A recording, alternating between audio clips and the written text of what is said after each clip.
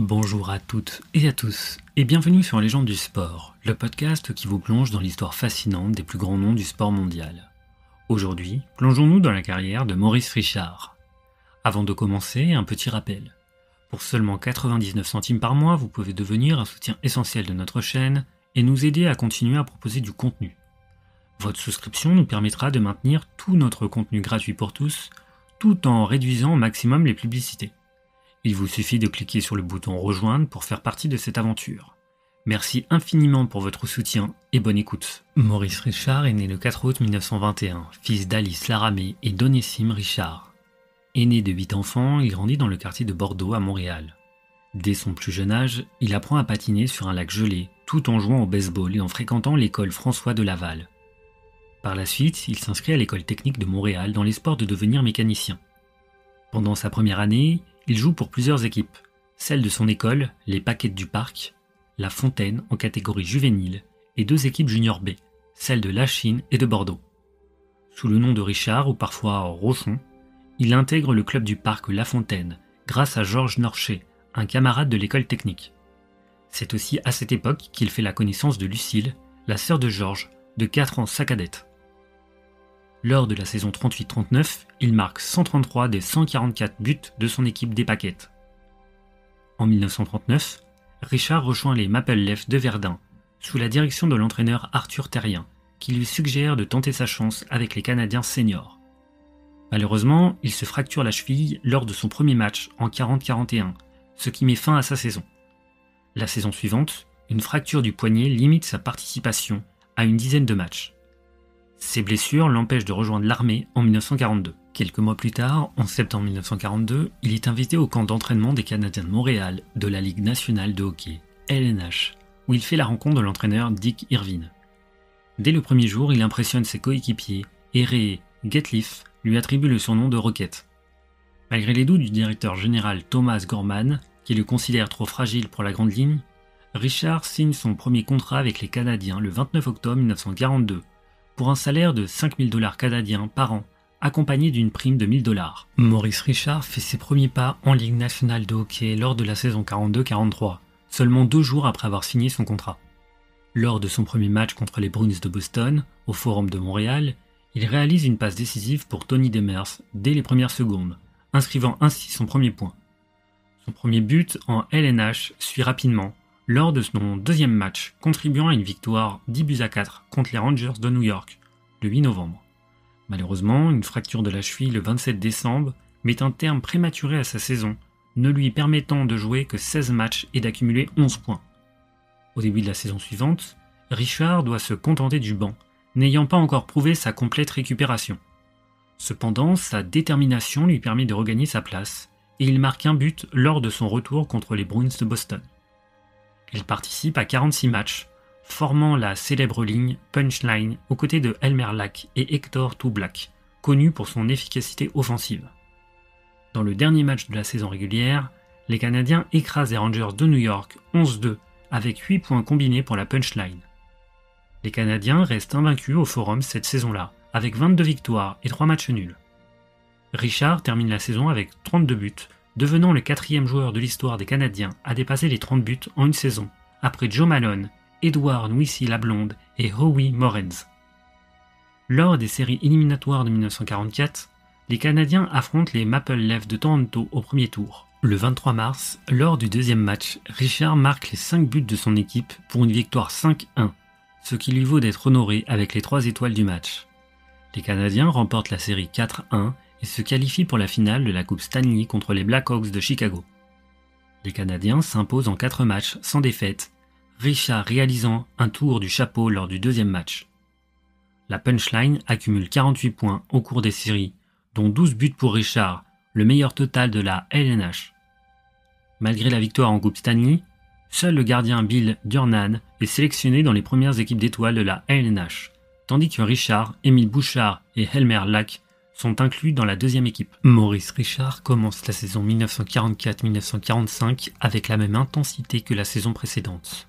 Le 28 décembre 1944, il marque 5 buts et ajoute 3 passes lors d'une victoire écrasante de 9-1 contre les Red Wings de Détroit. Le 1er février 1945, Conn Smith désireux de recruter le Rocket pour les Maple Leafs de Toronto, fait une offre généreuse. 25 000 $ aux Canadiens, plus 1 000 $ pour quiconque réussirait à conclure le transfert. Richard, cependant, décline l'offre, préférant rester à Montréal, où il est devenu un symbole pour les francophones. Smith ne pardonnera jamais ce refus. Le 15 février 1945, Richard égale le record de Joe Malone de 44 buts en une saison, un record qui datait de la première saison de la LNH.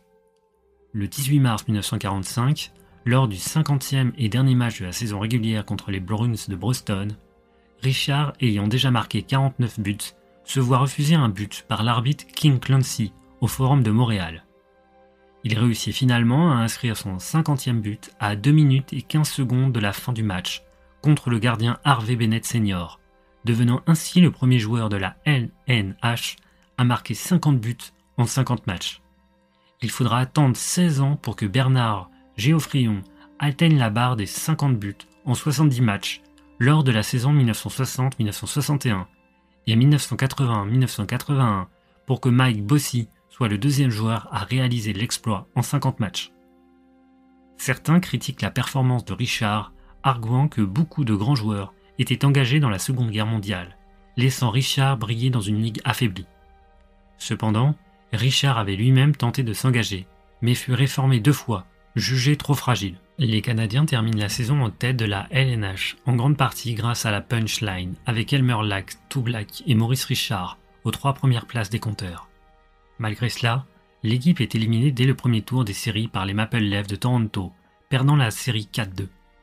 Lors du 5e match, le 29 mars 1945, les Canadiens l'emportent 10-3 avec Richard marquant 3 buts et fournissant une passe en 3e période.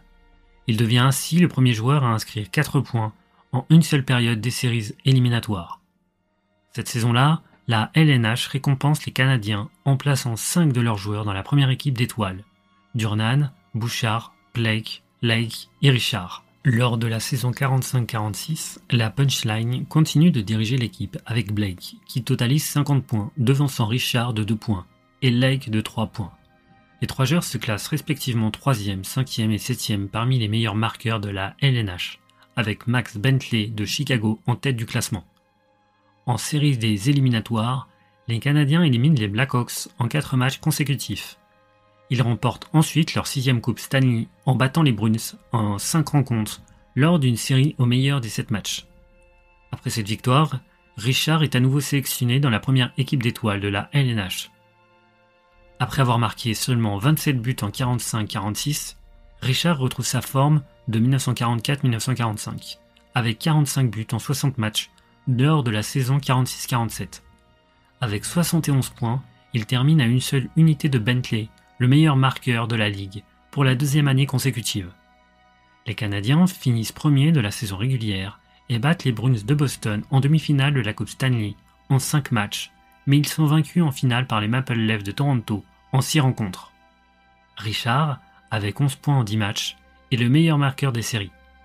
Il est nommé dans la première équipe d'étoiles de la ligue et reçoit le trophée Hart, décerné au meilleur joueur de la saison régulière. Richard est également honoré par la presse francophone avec le trophée Catan Rinch, qui récompense le meilleur athlète canadien-français. La saison 47-48 est difficile pour les Canadiens, qui ne remportent que 20 victoires et manquent les séries éliminatoires. Lack termine meilleur marqueur de la ligue, tandis que Richard, gêné par une blessure au genou, se classe 2e de son équipe derrière Lack et 7e de la LNH. En janvier 48, après une mise en échec brutale, Blake met fin à sa carrière, marquant ainsi la fin de la punchline. Les Canadiens retrouvent les séries la saison suivante, mais sont éliminés en demi-finale par les Red Wings de Détroit en 7 matchs. Richard termine la saison avec 20 buts et 18 passes, se classant 2e derrière Billy Ray dans l'équipe. Le 15 janvier 1949, il marque son 200e but en carrière contre les Blackhawks de Chicago, atteignant ce chiffre en 308 matchs, tandis que Neil Stewart avait eu besoin de 340 matchs pour y parvenir. Le 2 mars 1949, il a atteint les 400 points en carrière dans la LNH. Durant la saison 49-50, Maurice Richard est le meilleur marqueur de son équipe avec 43 buts et 22 passes décisives. Il se classe 4e dans la LNH à 23 points du leader Ted Lindsay des Red Wings de Détroit. Les Canadiens, qui terminent 2e de la saison régulière, sont favoris contre les Rangers de New York, mais le Finlandais Pentti Lund réussit à neutraliser Richard, qui ne marque qu'un seul but durant la série, et les Rangers l'emportent en 5 matchs. Lors de la saison suivante, Maurice Richard se distingue à nouveau comme le meilleur marqueur de son équipe. Avec un total de 66 points, il se classe deuxième au classement des pointeurs de la LNH, à 20 points derrière Gordie Howe des Red Wings. Le 6 janvier, il marque son 271e but en carrière, établissant un nouveau record pour les Canadiens. Pour célébrer cet exploit, une soirée Maurice Richard est organisée le 17 février. Lors de cette cérémonie, à laquelle assistent le Premier ministre canadien, le Premier ministre québécois, le maire de Montréal et le président de la LNH, la famille Richard reçoit plusieurs cadeaux, dont une voiture, une machine à coudre et une montre. Cependant, lors d'un match contre les Red Wings, Richard est expulsé pour avoir contesté une décision arbitrale de Hugh MacLean. En se dirigeant vers le banc des pénalités, il est provoqué par Leo Reis et réplique en lui donnant un coup de poing. Lorsque le juge de ligne Jim Primeau intervient, Richard lui assène également un coup de crosse. Le lendemain, Richard attrape MacLean par la cravate dans le hall de l'hôtel avant que Primeau n'intervienne pour séparer les deux hommes. Pour ces incidents, Richard est condamné à une amende de 500 $ par le président de la Ligue. Classé 3e à l'issue de la saison régulière, les Canadiens affrontent Détroit, le meilleur de la saison au premier tour des séries éliminatoires. Il remporte le premier match 3-2 avec Richard inscrivant le but décisif lors de la 4e prolongation. Il gagne aussi le deuxième match à Détroit sur un score de 1-0 après 3 prolongations, Richard étant l'unique buteur. Après 2 victoires de Détroit au Forum de Montréal, les Canadiens remportent les 2 matchs suivants pour accéder à la finale de la Coupe Stanley contre Toronto. Bien qu'il s'impose 3-2 dans le premier match de la finale, Richard inscrivant à nouveau le but gagnant, cette victoire est la seule de l'équipe. Les Maple Leafs remportent finalement la série 4-1. Maurice Richard, pour la première fois depuis 6 saisons, est sélectionné dans la 2e équipe d'étoiles de la Ligue, terminant meilleur marqueur des séries avec 13 buts en 11 matchs.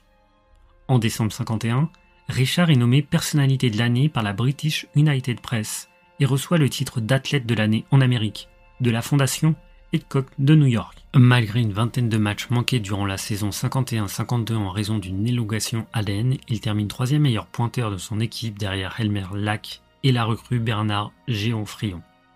Classé 2e de la saison régulière derrière les Red Wings, les Canadiens affrontent les Bruins de Boston au premier tour des séries. Après 6 matchs, les deux équipes sont à égalité, 3-3, et le match décisif a lieu le 8 avril au Forum de Montréal. Richard, ayant reçu un coup violent de Léo Labine, tombe à genoux, le visage heurtant le genou de Bill Quackenbush. Malgré une blessure nécessitant 6 points de suture, il revient en jeu en 3e période et marque 2 fois pour offrir la victoire 3-1 à son équipe. Au début de la saison 1952-1953, le 8 novembre, Maurice Richard marque son 325e but lors d'un match contre les Blackhawks de Chicago, exactement 10 ans après avoir inscrit son premier but en carrière. Ce match est aussi le 530e de Richard dans la LNH, dépassant ainsi le record de buts détenu par Neil Stewart depuis 1940 et le plaçant comme le meilleur buteur de l'histoire de la Ligue. Avec 61 points à la fin de la saison, Richard est le meilleur marqueur des Canadiens et avec Bernard Géofrion, l'un des 2 joueurs de l'équipe à dépasser les 20 buts. La Ligue est dominée par Gordie Howe avec 95 points, un record à l'époque, tandis que Richard se classe 3e au classement des pointeurs. En saison régulière, les Canadiens terminent 2e et rencontrent les Blackhawks au premier tour des séries éliminatoires. Les Canadiens peinent à se défaire de Chicago, qui mène la série 3-2 après 5 matchs. Jacques Plante réalise un blanchissage lors du 6e match avec un score de 3-0 et un but de Richard. Les Canadiens obtiennent leur place en finale en battant Chicago 4-1 lors du 7e match. La finale oppose Montréal aux Bruins de Boston. Les Canadiens remportent le premier match 4-2, mais Boston égalise en gagnant le 2e match 4-1. Les Bruins subissent 2 défaites à domicile, ce qui place Montréal en position favorable. Le 5e match se joue le 16 avril 1953. Après 3 périodes sans aucun but de part et d'autre, Maurice Richard, sur une passe de Jacques Plante, marque le but décisif en prolongation après 1 minute et 22 secondes de jeu. Les 2 joueurs célèbrent ensemble, mais Lack se casse le nez sous l'impact de leur étreinte. Au début de la saison 1953-1954, le 10 octobre, Richard devient le premier joueur de la LNH à atteindre 350 buts. Il commence également une chronique dans l'hebdomadaire montréalais Samedi-Dimanche. En décembre, Bernard Géoffrion est victime de 2 coups de crosse de Ron Murphy des Rangers de New York. En réponse, Géoffrion frappe Murphy, lui brisant la mâchoire. Le président de la Ligue suspend Géoffrion pour les prochains matchs contre les Rangers. Richard, dans sa chronique de la semaine suivante, exprime des critiques sévères contre le président Campbell, suggérant que ce dernier pourrait vouloir le bannir pour ses commentaires. Bien que Richard n'ait pas écrit lui-même ses articles, il l'approuve, ce qui entraîne des tensions avec le directeur des Canadiens, Frank Selk, qui demande des excuses de Richard. La chronique est rapidement suspendue. Le 12 décembre, Richard établit un nouveau record en devenant le meilleur marqueur de l'histoire de la Ligue, avec une performance de 3 points, dont un but contre les Rangers de New York. À ce moment, il totalise 611 points, surpassant son coéquipier Elmer Lack, qui est blessé. Les Red Wings de Détroit terminent à nouveau en tête du classement de la saison régulière, mais avec seulement 7 points d'avance sur les Canadiens. Richard termine avec 67 points derrière Gordie Howe, mais en tête de son équipe. Les Canadiens éliminent facilement les Bruins en demi-finale des séries, remportant les 4 matchs, avec 2 blanchissages et seulement 4 buts encaissés contre 16 inscrits. En finale de la Coupe Stanley, les Canadiens affrontent Détroit, qui mène la série après 4 matchs, avec 3 victoires et 1 défaite. Les Canadiens prolongent la série en remportant les 2 matchs suivants, mais les Red Wings remportent la Coupe Stanley après une victoire en prolongation 2-1 lors du 7e match.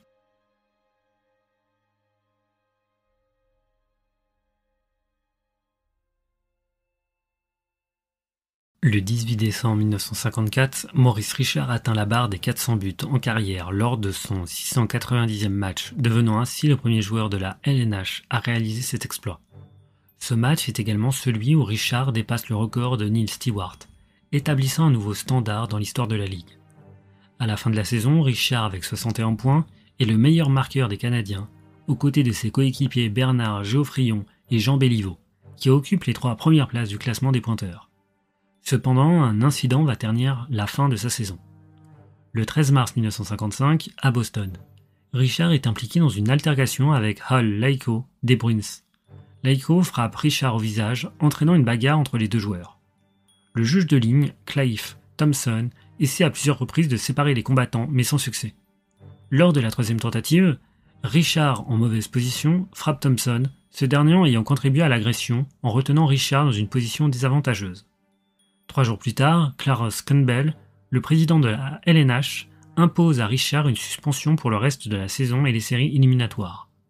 Campbell justifie sa décision en soulignant qu'il y a une grande différence entre se battre contre un joueur et s'en prendre à un arbitre. Cette décision est perçue comme une grave injustice par les supporters des Canadiens, alors que l'équipe est en course pour le titre avec une avance minime sur les Red Wings de Détroit. De nombreux Québécois croient que Richard est puni plus sévèrement en raison de son origine canadienne-française et du fait qu'il est jugé par un dirigeant anglophone. De plus, 2 jours avant d'entendre la défense de Richard, Campbell rencontre à New York des dirigeants des Red Wings ainsi que Conn Smith, qui gardent rancune pour le rejet de Richard il y a 10 ans. Smith et les dirigeants de Détroit demandent une sanction sévère pour Richard. En dehors du milieu sportif, les Canadiens français sont souvent maltraités par leurs employeurs anglophones et parfois congédiés sans justification. Le 17 mars 1955, lors du match entre les Canadiens et les Red Wings au Forum de Montréal, la police recommande à Campbell de ne pas assister au match en raison des tensions parmi les supporters. Malgré cela, Campbell se rend au Forum avec sa secrétaire, sous les huées du public. Alors que les Red Wings mettent 4-1, les spectateurs lancent divers objets sur Campbell et sa secrétaire. Campbell est agressé par la foule et une bombe artisanale explose sur la glace, provoquant l'évacuation de la salle. L'émeute éclate au Forum avant de se propager dans les rues de Montréal. Cet incident est souvent considéré comme l'un des déclencheurs de la Révolution tranquille au Québec. Les dégâts sont évalués à plus de 100 000 $ et il faut 6 heures à la police pour rétablir l'ordre. Le match est attribué aux Red Wings avec un score de 4-1. Le calme ne revient dans la ville qu'après une intervention radiophonique de Maurice Richard le soir du 18 mars.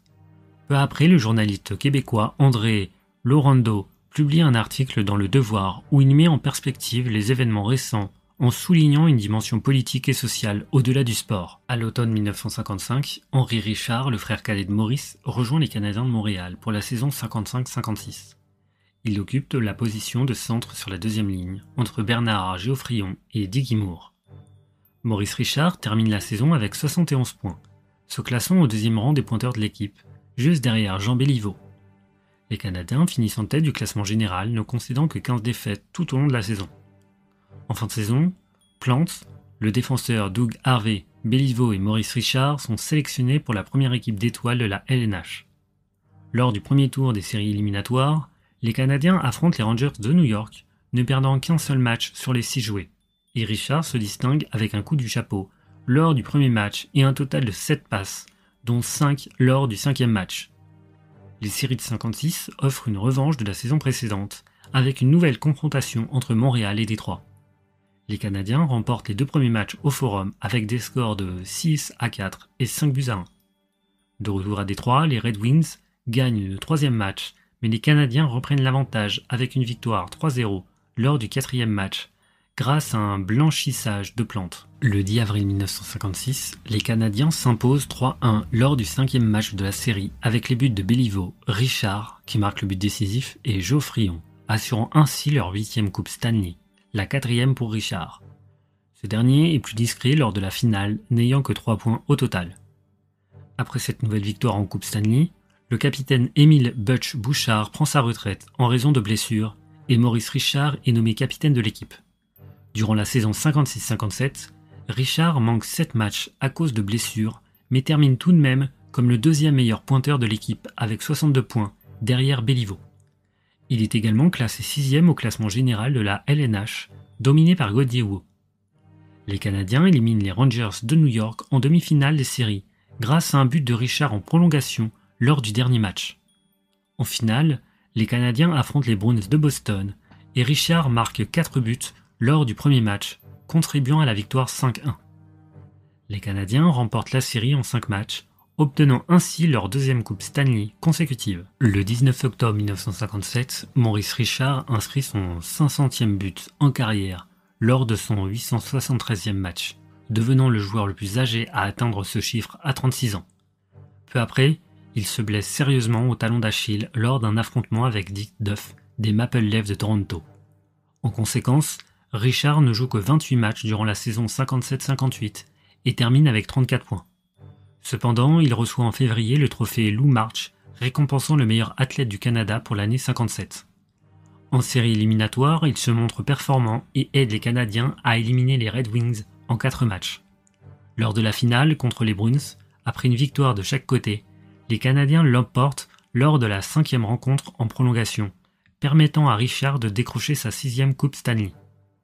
En 58-59, la saison est difficile pour Richard qui manque une grande partie du calendrier en raison d'une blessure à la jambe. Il ne joue que 42 matchs et inscrit 38 points. Blessé par un tir de son coéquipier Geoffrion, il profite de sa convalescence pour visiter Prague pendant le championnat du monde.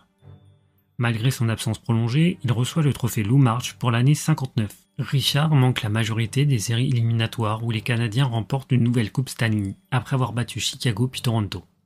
Marcel Bonin termine meilleur buteur des séries avec 10 buts, jouant avec les gants de Richard. Le 19 septembre 1959, pour la première fois, Maurice, Henry et Claude Richard jouent ensemble lors d'un match de préparation. La saison 59-60 est marquée par une nouvelle blessure pour Maurice, qui ne participe qu'à 42 des 70 matchs de l'équipe, en raison d'une fracture de la joue. Le 20 mars 1960, lors du dernier match de la saison, il marque son 19e but de l'année, lors d'une défaite contre Toronto, portant son total à 544 buts en saison régulière. Richard annonce alors son intention de se retirer dès qu'il ne se sentira plus capable de maintenir son niveau de jeu. Les Canadiens terminent premiers de la LNH et remportent leur 12e Coupe Stanley, la 8e et dernière pour Richard, qui joue l'intégralité des matchs des séries. Il marque un dernier but en finale, son 34e et dernier en carrière. Maurice Richard participe à un camp d'entraînement de son équipe, mais le 15 septembre, après avoir inscrit 4 buts et réalisé 3 passes lors d'un match, il annonce sa retraite lors d'une conférence de presse, mettant ainsi fin à sa carrière avant le début de la saison 60-61. Peu après l'annonce de sa retraite, le 6 octobre 1960, Maurice Richard devient le 2e joueur dans l'histoire des Canadiens, après Howie Morens, à voir son numéro 9 retiré par l'équipe de Montréal. En 1961, il est intronisé au temple de la renommée du hockey, ne devant pas attendre les 3 années habituelles après sa retraite pour recevoir cet honneur. Richard est ainsi le 2e joueur après Dick Clapper en 1947 à bénéficier d'une telle reconnaissance. Cette même année, le 25 août 1961, l'inauguration de l'Arena Maurice Richard a lieu à Montréal. Le 15 mai 1964, une conférence de presse à l'hôtel Reine-Élisabeth annonce une réorganisation majeure dans la direction des Canadiens, avec la nomination de Richard au poste honorifique d'adjoint au président David Molson. Toutefois, avant le début de la saison 65-66, Richard démissionne, mécontent du caractère purement symbolique de ce poste, qui ne lui permet pas de contribuer directement aux affaires de l'équipe, par exemple en donnant son avis sur les joueurs. Il explique alors « Je ne vois pas l'intérêt de me rendre au forum tous les jours pour ne rien faire ». En 1967, Maurice Richard est décoré du titre d'officier de l'Ordre du Canada. En 1972, Maurice Richard fait son retour dans le monde du hockey en devenant le premier entraîneur des Nordiques de Québec, une nouvelle équipe de l'Association mondiale de hockey. Initialement, il refuse l'offre de Marius Fortier, directeur général, et de Maurice Fillon. Cependant, après avoir été encouragé par sa femme, Richard accepte finalement et signe un contrat le 27 juillet 1972 pour un salaire de 40 000 $ avec un bonus de 4 000 $ à la signature. Le premier match des Nordiques a eu lieu le 11 octobre 1972 avec une défaite 2-0 contre les Crusaders de Cleveland. Suite à cette première défaite, Richard informe Fortier qu'il souhaite démissionner en raison de la pression inhérente au poste d'entraîneur. Néanmoins, il accepte de rester pour le premier match à domicile contre Alberta, une victoire 6-0 avec un blanchissage de Serge Aubry, mais ne profite pas pleinement du match. En effet, Jean-Claude Tremblay gère tous les changements de ligne à sa place et Richard doit quitter le banc à plusieurs reprises, souffrant du stress. La direction des Nordiques annonce officiellement que Richard se retire temporairement pour des raisons de santé. Fillon prend alors en charge le poste d'entraîneur et Richard met fin à sa collaboration avec l'équipe. 2 semaines plus tard, les Nordiques tentent de lui verser son salaire, mais Richard le refuse, estimant qu'il ne mérite pas d'être payé pour une période durant laquelle il n'a pas contribué aux performances de l'équipe. Malgré son passage difficile avec les Nordiques, Richard reste une figure admirée au Québec. Le 4 août 1977, une statue en son honneur est inaugurée à l'Arena Maurice Richard. En 1979, la Société Saint-Jean-Baptiste de Montréal établit le prix Maurice Richard pour récompenser une personne ayant marqué le domaine des sports et de l'athlétisme. Le 12 janvier 1985, il est inclus dans l'équipe des étoiles de tous les temps des Canadiens de Montréal, aux côtés de Jacques Plante, Doug Harvey, Larry Robinson, Aurel Joliat, Dickie Moore et Jean Béliveau. La même année, il reçoit le titre d'officier de l'Ordre national du Québec. Le 25 mai 1991, Maurice Richard est admis au Panthéon des sports du Québec. L'année suivante, le 1er juillet 1992, il est assermenté comme membre du conseil privé lors des festivités marquant le 125e anniversaire du Canada. En 1996, une nouvelle ligue de hockey, la Ligue nord-américaine de hockey, est fondée au Québec. À l'issue de chaque saison, le trophée Maurice Richard est décerné au meilleur buteur de la ligue. Le 11 mars 1996, lors de la dernière soirée au Forum de Montréal, les partisans des Canadiens lui offrent une standing ovation de 16 minutes, un moment d'émotion profonde pour Richard. 4 jours plus tard, il est à nouveau acclamé lors de l'inauguration du centre Molson. Le 4 août 1997, un monument en son honneur, réalisé par Jules Lassalle et Annick Bourgeot, est dévoilé à Inverness. En 1997, alors qu'il passe des vacances en Floride, Richard ressent un malaise. De retour à Montréal, il est diagnostiqué avec un cancer des reins et des intestins. En juillet 1998, The Hockey News classe les meilleurs joueurs de tous les temps, plaçant Richard en 5e position, derrière Wayne Gretzky, Bobby Orr, Gordie Howe et Mario Lemieux. La même année, il est nommé compagnon de l'Ordre du Canada. Le 24 janvier 1999, les Canadiens de Montréal annoncent la création du trophée Maurice Richard, qui récompense dorénavant chaque année le meilleur buteur de la saison régulière. En mai 1999, une étoile commémorative est dévoilée en son honneur sur l'allée des célébrités canadiennes à Toronto. Maurice Richard décède le 27 mai 2000 à l'âge de 78 ans des suites d'une insuffisance respiratoire liée à un cancer de l'estomac et à la maladie de Parkinson. Ses funérailles nationales se tiennent à la basilique Notre-Dame de Montréal le 31 mai 2000, présidée par le cardinal Turcotte, archevêque de Montréal. la chanteuse Ginette Renault interprète Ceux qui s'en vont. Au cours de l'été 2000, la ministre du Patrimoine, Sheila Copps, annonce que Maurice Richard sera honoré sur le sentier de l'héroïsme, un chemin piétonnier dans la région d'Ottawa.